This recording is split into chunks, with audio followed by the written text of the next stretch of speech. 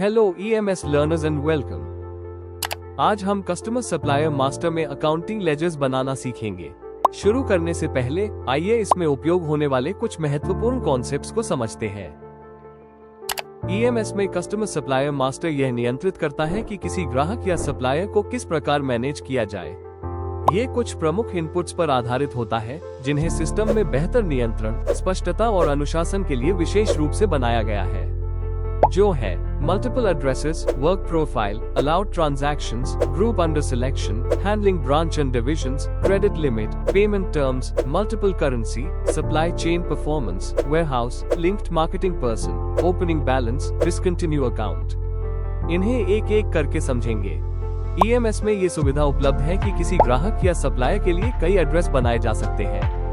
इसका मतलब है कि एक ही GST नंबर वाली संस्था के लिए अलग अलग लेजर बनाने की आवश्यकता नहीं है।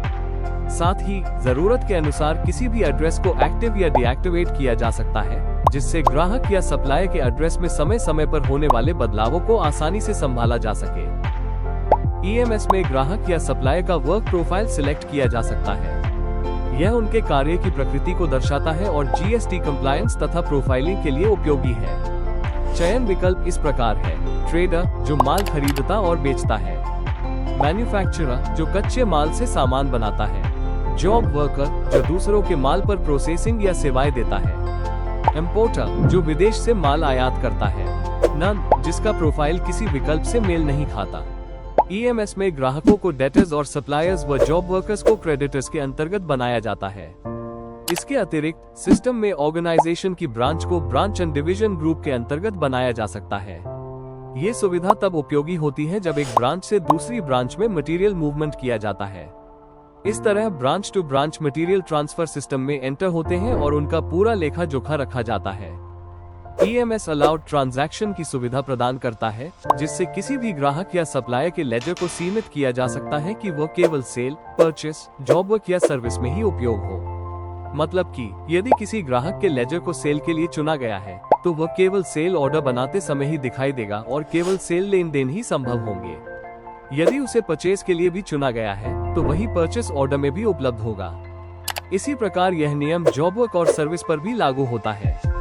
इस प्रकार ये सुविधा सुनिश्चित करती है कि लेजर केवल संबंधित लेन देन में ही दिखाई दे, जिससे गलतियां न हो और लेजर गलत ट्रांजैक्शन में न आए। EMS में फाइनेंशियल ट्रांजैक्शंस को कई देशों की मल्टीपल करेंसीज में करने की सुविधा है। इसके लिए प्रत्येक ग्राहक, सप्लायर, जॉब वर्कर और यहाँ तक कि अपनी ब्रांच के साथ भी करेंसी का चयन और बिजनेस रूल्स सेट किए जा सकते हैं। सिस्टम में प्रत्येक पार्टी के लिए क्रेडिट लिमिट और पेमेंट टर्म्स तय किए जा सकते हैं। यदि आउटस्टैंडिंग बैलेंस तय की गई क्रेडिट लिमिट से अधिक हो जाती है, तो सिस्टम आउटवर्ड मटेरियल मूवमेंट को रोक देता है।